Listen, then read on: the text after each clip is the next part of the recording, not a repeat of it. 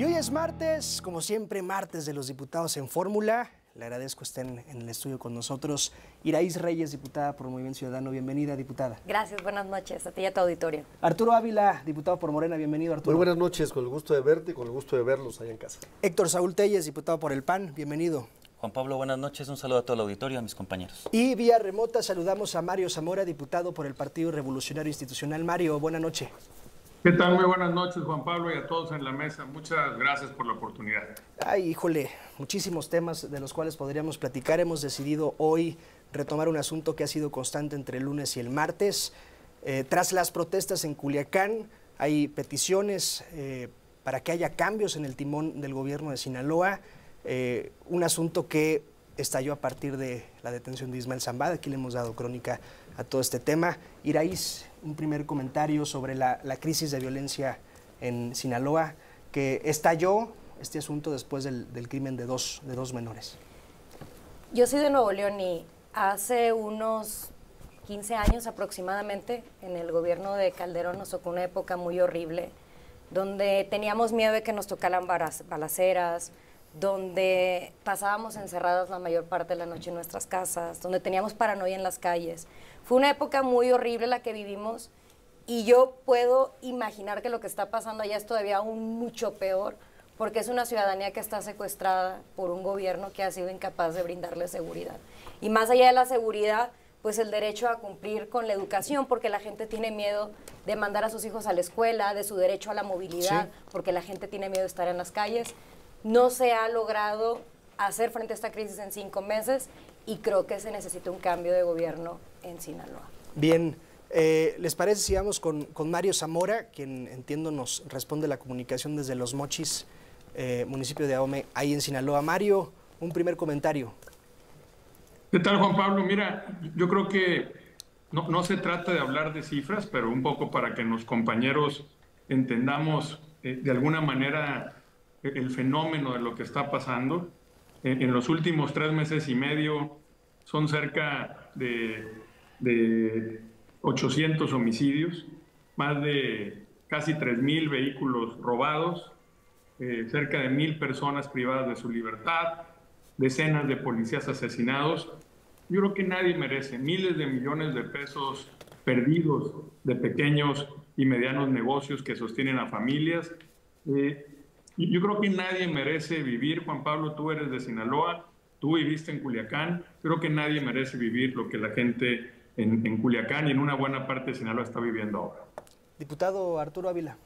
Bueno, me parece que efectivamente Sinaloa vive un problema que tiene una causa muy específica. Veníamos de un promedio de 1.2, 1.3, 1.4 homicidios dolosos por día, y después de la detención del Mayo Zambada tuvo un incremento que llegó casi a los 6 homicidios por día. ¿Por qué digo que hay que hacer un análisis con mucha seriedad? Sí. Porque hay varios factores que tenemos que interpretar y que están detrás de esto, ¿no? El primero es una intervención de un gobierno extranjero en la política de nuestro país. Y ojo, no estoy calificando como una equivocación de tener un criminal. Sí. No, lo que estoy diciendo es que no es el fondo, sino las formas. En términos del análisis de la seguridad nacional, siempre que se va a hacer un tipo de detención de esta magnitud, deben de advertirse los escenarios posibles. Claro. Un escenario posible será que debajo de estos grupos o de esta detención, de este capo, habrá seguramente 5 sicarios más violentos y habrá un territorio que entrará en disputa, ¿no? Recuerdo muy bien, por ejemplo, que en términos de seguridad nacional, las decisiones siempre tienen que estar basadas, en escenarios. Y me parece que fue muy desafortunado el escenario que originó, sin duda, por un factor externo, una gran violencia. Habría que decir también que en el gobierno de la doctora Claudia Sheinbaum, esta violencia ha disminuido porque ha sido atendida de manera importante por el secretario de Seguridad Pública, por la Secretaría de la Marina, por el Ejército Mexicano, por la Fiscalía General de la República. Tenemos un descenso en los 100 días de gobierno de la doctora del 13.6%. ¿Suficiente? No, para nada, ¿no? ¿Se vive una crisis? Sí, sin duda. ¿Hay que seguirla atendiendo? Sí. ¿Qué datos tenemos importantes? Tenemos más de 115 armas aseguradas. Tenemos 36.502 cartuchos asegurados a la fecha en los 100 días de gobierno de la doctora. Metanfetaminas aseguradas como nunca en la historia, 10.715. Fentanilo, el decomiso más importante de la historia de nuestro país, 23.000 pastillas. Marihuana y cocaína por más de 120 kilos, 74 vehículos asegurados y una serie de detenciones que me parecen muy importantes de 45 individuos que son generadores de violencia. Si hay que atenderlo, se está atendiendo y el gobierno de la doctora Claudia Sheinbaum ha sido muy responsable al entrarle a este tema con prontitud, pero además con resultados. Diputado Telles. No, nosotros no podemos aceptar ese tipo de justificaciones que menciona Arturo. Yo creo que el gobierno de la presidenta Claudia Sheinbaum ha sido desastroso en el tema de seguridad y esto se acumula con 6 años de el gobierno más violento en nuestro país. Hay que recordarle a Morena que nos dejaron un país con 205,000 muertes violentas en el sexenio de López Obrador, que hoy se suman a 8,950 homicidios dolosos tan solo en 120 días de la presidenta Claudia Sheinbaum. Esto nos da un promedio de 75 muertes violentas al día. No ha bajado el índice de violencia ni de muertes dolosas ni en nuestro país. Es mentira. Lo que ha hecho este gobierno de forma muy lamentable es jugar con el dolor de las familias mexicanas. Este índice de que bajó el 13%, nada más falso que eso. No es posible que en los datos del Secretariado Ejecutivo de Seguridad no incluyan los feminicidios y hagan una valoración pues tramposa de la clasificación de los homicidios, quitando muchos de esos homicidios dolosos, clasificándolos como homicidios culposos o como delitos contra la vida. Si nosotros tomamos, Juan Pablo, los datos fidedignos de feminicidios, más los homicidios supuestamente culposos, más los desaparecidos y más los delitos que han clasificado como delitos contra la vida, cerraríamos el 2024 con 30.886 muertes violentas en nuestro país, 1% más que el año 2023. Este gobierno ha fracasado en la política de seguridad y ahí está Sinaloa, que es resultado de esta política de abandono en materia de seguridad, y ahora tenemos también a Tabasco, va por el mismo camino.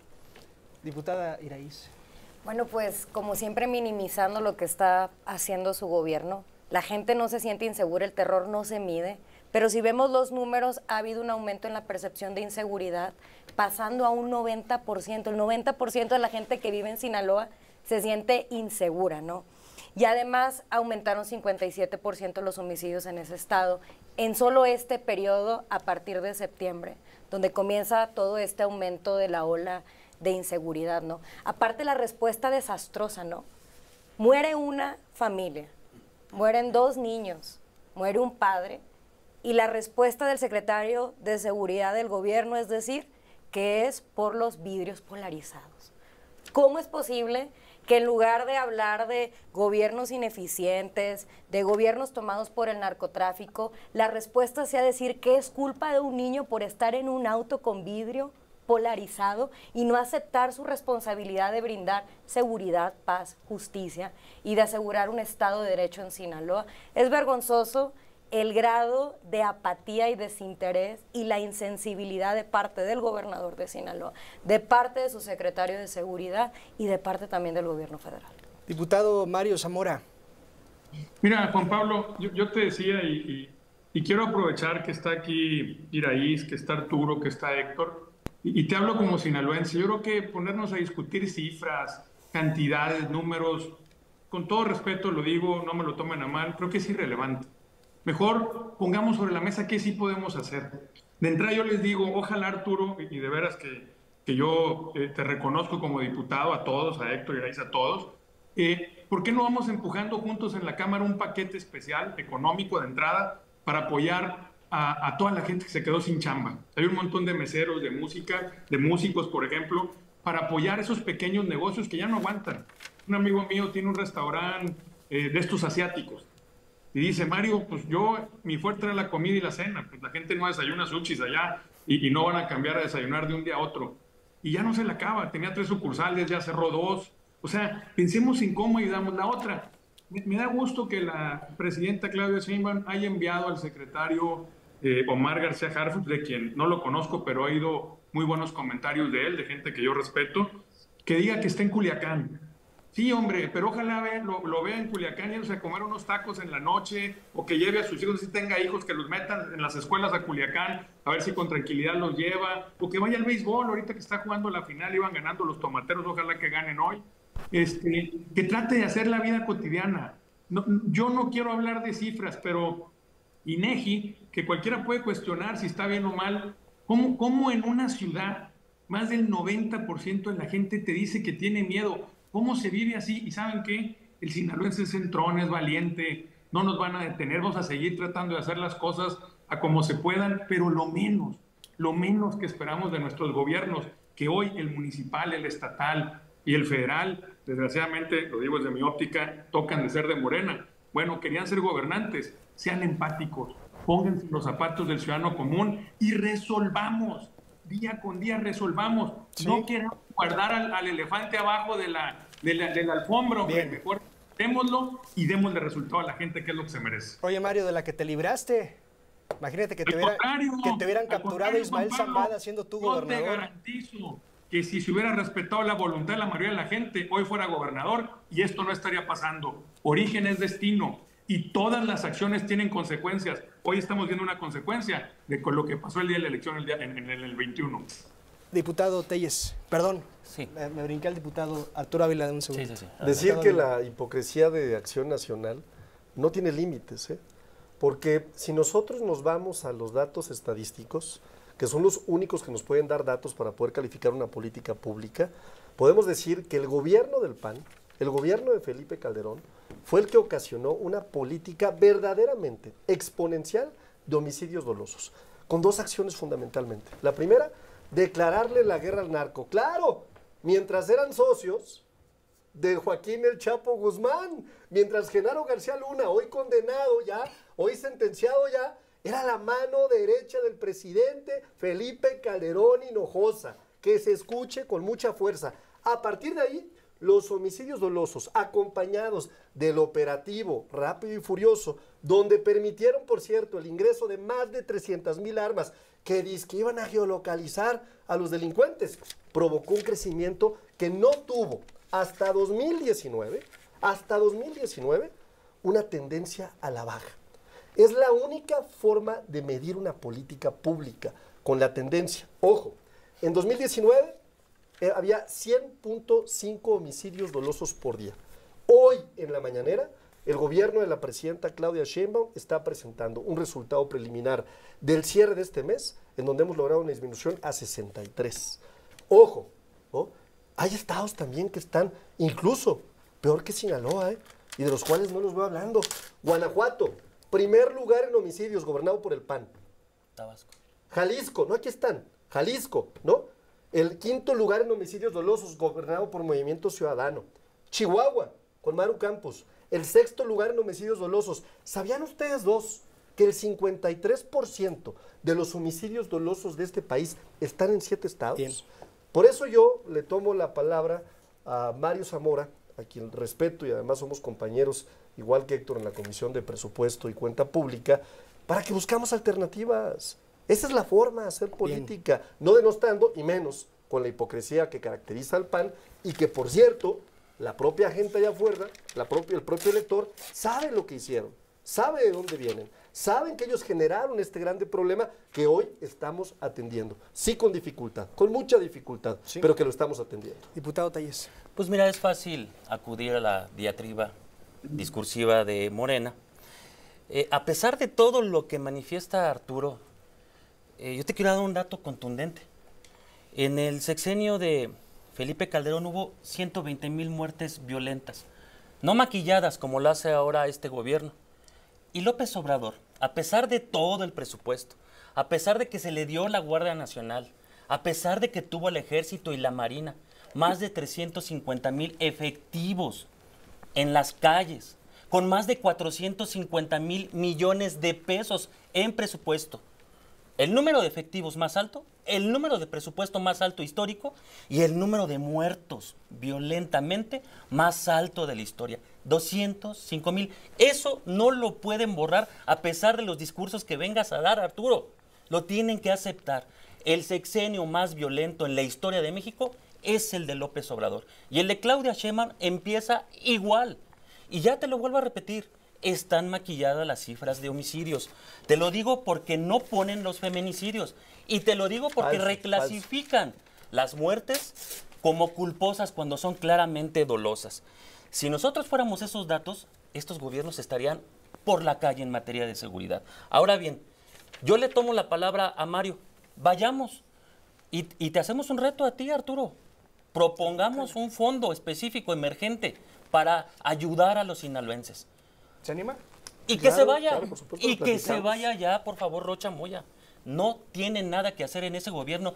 La gente, ustedes dicen, la gente pone y la gente quita. La gente ya pidió que se vaya. ¿Cuál gente? ¿En qué momento Morena va a aceptar la voluntad popular para que Rocha Moya se vaya de este gobierno y deje actuar a las autoridades, deje de tener este contubernio con el narco en Sinaloa, que están bien coludidos, y ahí están los informes de inteligencia que ya están en manos de este propio gobierno? Lo dijo hoy Riva Palacio en su columna. Perdón, desmiéntanlo ahí entonces. está la fuente, gran fuente, Riva Desmiéntanlo. Palacio. Hay Y dos Loret, ¿no? Es el otro también informes importante. en donde Bien, hay las reyes fuentes. del huachicol y del narco en Morena enquistados que apoyan al narcotráfico Grandes en este fuentes, país. grandes El narco fuentes. está con Morena. Bien.